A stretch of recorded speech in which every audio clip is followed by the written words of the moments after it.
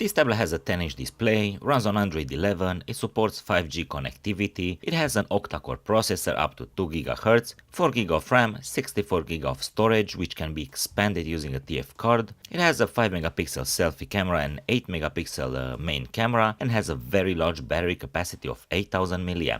This is an overview of the box, and inside there is the warranty certificate, the tablet, a cloth to clean the screen, a user manual, a Bluetooth keyboard, a screen protector, a case, a touch pen, the SIM card ejector, a wire pair of earphones, a charging cable for the keyboard, the OTG adapter, the fast charger, and a Bluetooth mouse. Mind that the mouse comes without batteries and the USB keys inside this compartment. This is the first overview of the back of the tablet. It has the branding at the bottom, and at the top it has the 2 cameras and a flash. On one side it has the SIM card tray, and at the top it has the microphone, the USB charging port, and it has the volume buttons, and it also has the power and lock button, and here at the corner it has a 3.5mm jack port. On the side it has the stereo speakers, and at the bottom there is nothing. Here's an overview of the screen, and based on the tests that I've made, I would say that it is pretty responsive, but the tablet is quite reduced in terms of apps that are installed. Here I would like to make a test to show you how fast this tablet moves, and as you can see I'm opening here YouTube, and it takes quite a long time to load, and overall the refresh rate is not the best.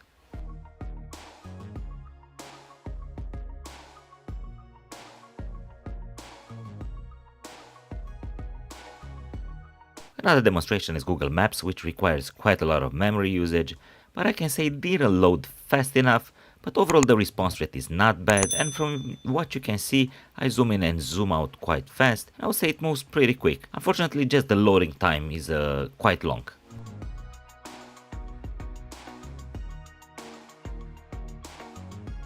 Here I'm making a sound test, and I move the microphone a bit closer to the speaker so you can hear what is the quality of the audio. The volume can be adjusted using the buttons at the top or using the volume bar which is on the screen. While the tablet is kept in this position, there is a high chance to cover the speakers with the palms of your hand, but in order to sort this out, the best solution that I found is to rotate the tablet in this position, and the sound is more or less fine.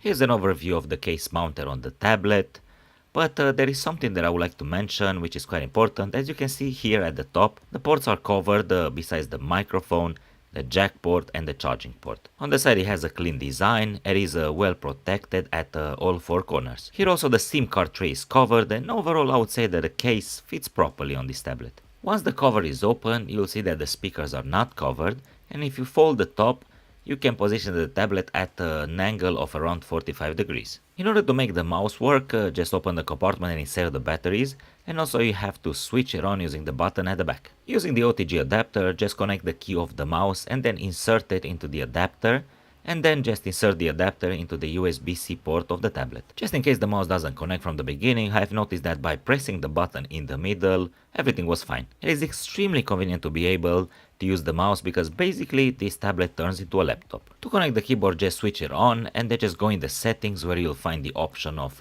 connected devices. Then press on pair new device and you'll see that the keyboard should appear over there. Also, an easier way is to press the connect button on the keyboard. Once the mouse and keyboard are connected, the workflow is significantly easier, as you can see. From what I have tested so far, I didn't experience any issues, any lags, and also I have used both at a distance of around 2 meters from the tablet, and the connection was still fine. This is another view of how comfortable it is to use the keyboard and the mouse in order to navigate on the internet, and also the layout of the keyboard is exactly as I was expecting. The keys are responsive and also the keyboard stays properly on the table, literally doesn't move at all. Here is another example of how fast this tablet moves while navigating on the internet and how easy it is to use the keyboard and the mouse for a better experience.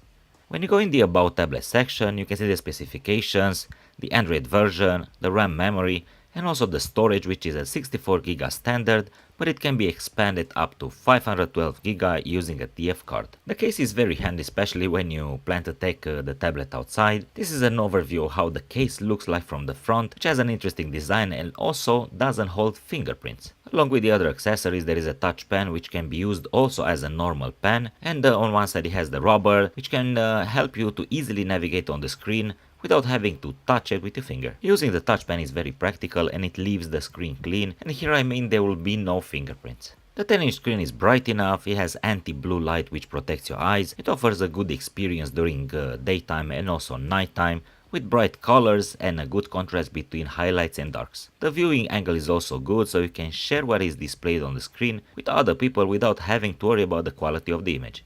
With the case on, the tablet can be used in landscape mode and also in portrait mode, but at a 90-degree angle, which doesn't make this tablet too stable. The selfie camera is a 5 megapixel and the main camera is 8 megapixel, and it also has a flash. This is the quality in capture mode, which is the photo mode, and as you can see the quality is not that great, and also unfortunately has only photo and video mode. Here is an example of a picture that I took, and as you can see there is a big difference between what you see on the screen and the picture itself. This is the selfie mode and literally the camera was not dirty, it didn't have any foil on top, and this is the quality which I consider to be quite bad, and here is another example. This is the quality of the selfie camera on video mode, and as you can see it's not responsive at all and also not wide enough, and this is the quality of the main camera in video mode, which doesn't perform well. It is laggy and the response rate is very delayed. It can record the 1080p, HD, 720 HD or also SD quality, but literally the quality is really bad, and from this point of view I can say that this camera is quite useless. Final verdict about this tablet: for indoor use such as browsing on the internet, writing blogs, watching movies, I would say this tablet is a good deal. The battery lasts for quite a long time, but the main downside is the camera performance, which I consider to be quite useless because it doesn't perform well neither for pictures or video.